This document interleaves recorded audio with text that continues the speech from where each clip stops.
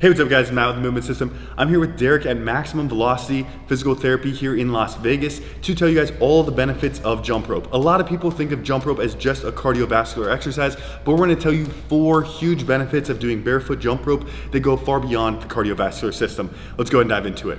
So Derek is a professional jump roper. He's been doing it since he was a kid. No, I'm just kidding. He's just a physical therapist, but he's gonna be giving us some great jump rope demos for the video.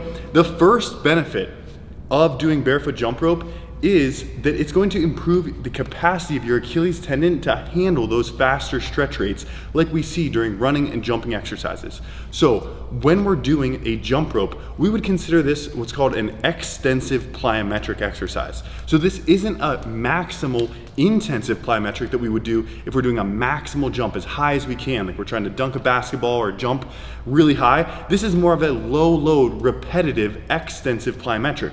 So this is more to build the capacity of your Achilles tendon to stretch and shorten and handle load. Now, let's go ahead and take a look at what the Achilles tendon actually is doing during jump rope.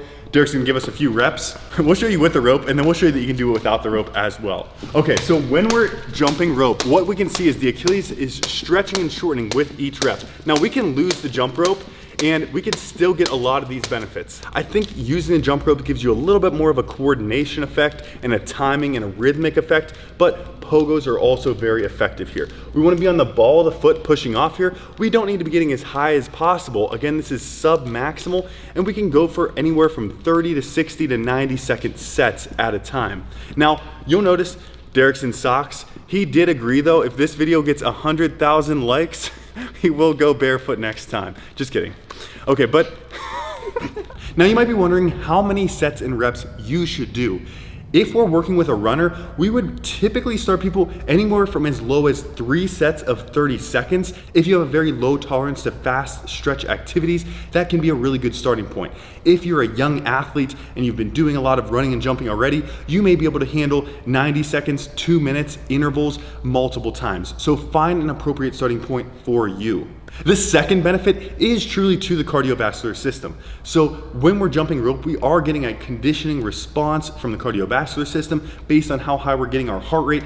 If we're getting our heart rate high enough to the point where it's harder to talk, especially by the end of those intervals, it's gonna get more of an anaerobic training response, which can help us with our anaerobic capacity. If we're doing it a little bit lighter to the point where we can keep talking, it's gonna be more of an aerobic stimulus. Either way, it's going to be a great cardiovascular benefit. All right, now let's talk about the plantar fascia. So the third benefit to barefoot jump roping is actually to the plantar fascia and the muscle beneath it, the posterior tibialis. So both of these together work to create that arch in the foot, which needs to hold as you're running.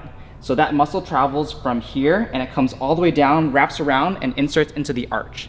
So when you're doing barefoot jump roping, the reason why we go barefoot is because you're putting more and more stress on that tendon and that tissue, and that way it's going to translate over into pain-free running. Now you can do this in shoes too, but I definitely recommend without shoes because we're just adding that benefit of really stressing those tendons in the plantar fascia, the Achilles, and in that posterior tibialis muscle that you don't really get when you're wearing shoes. So once we can stress that out, then it'll add to your run and how springy and elastic your feet can be. The last benefit to barefoot jump roping is what I call impact load progression. So what that means is that when you are doing a barefoot jump rope, you're putting all that weight onto both feet and you're trying to spring back up as fast as you can. Now think about running. Running is a unilateral activity, meaning that you are putting all that body weight on one leg at a time and then switching to the other leg. So we want to use that as progression so that we can start to learn and teach that body how to handle forces a little bit at a time until it can handle all that body weight on that one leg.